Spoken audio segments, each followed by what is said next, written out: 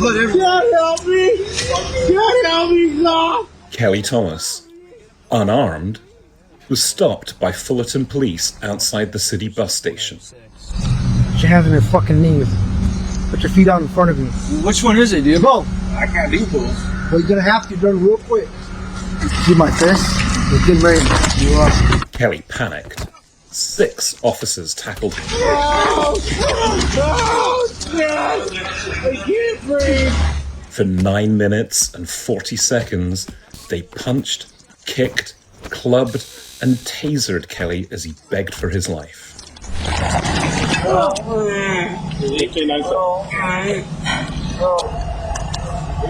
You breathing? It's got blood all over it, so make sure.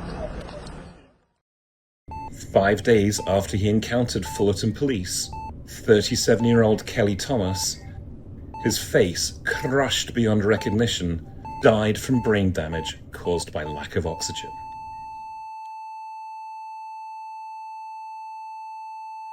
Police called Kelly violent, claimed he was on drugs and that the officers suffered broken bones.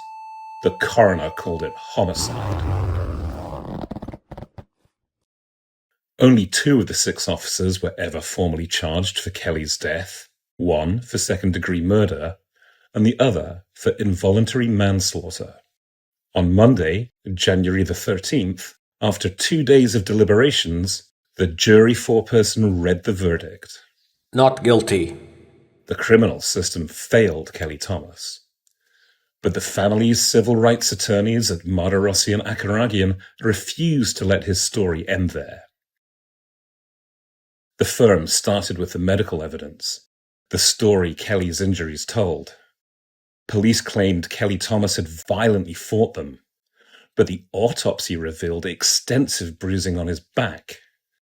You have 1,500 pounds of trained cop and my one little son, but they have to bring this out like they were just so overpowered by this brute to make themselves look innocent and that they're the victims. The medical evidence was proof of a beating. But if Kelly's injuries were this obvious, why did the officers' reports describe something entirely different and yet tell the very same story? The police accounts didn't match the medical evidence. The team needed to establish if it was an isolated incident or a pattern. One of the officers from the Kelly Thomas scene was already on a performance improvement plan, and months earlier, in a separate case, another officer had been accused of writing a false report, and just as with Kelly, casting an innocent bystander as the aggressor. In their reports, the officers described Kelly Thomas as violently combative, dangerous, and resisting with almost superhuman strength. A CCTV video showed a terrified man, pinned down, begging for his life. And another piece of proof the firm needed came from the Fullerton Police Department itself. 1 month after Kelly's death, Fullerton's interim police chief confirmed that the 6 officers were allowed to watch the CCTV footage before writing their reports.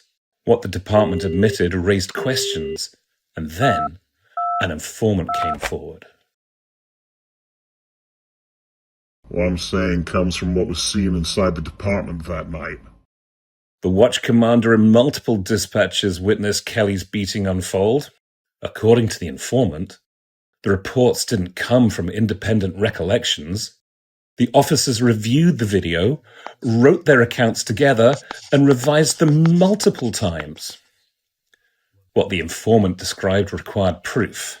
Mardirossian Akaragian discovered officers violated policy in how force was used, and they obtained digital logs documenting every rewritten report in the department's own files.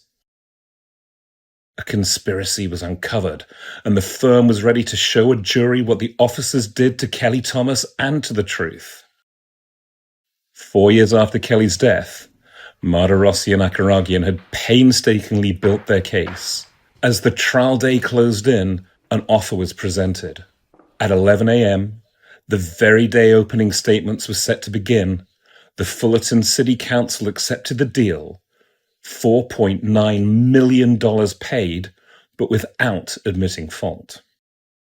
The settlement locked in one condition: The officers fired for violating policy could never be rehired by the Fullerton Police Department. Kelly Thomas was 37 years old, unarmed.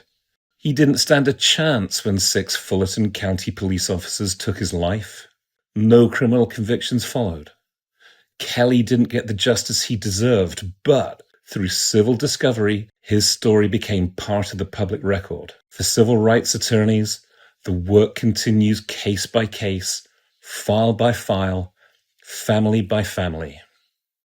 For Kelly Thomas, and for the record.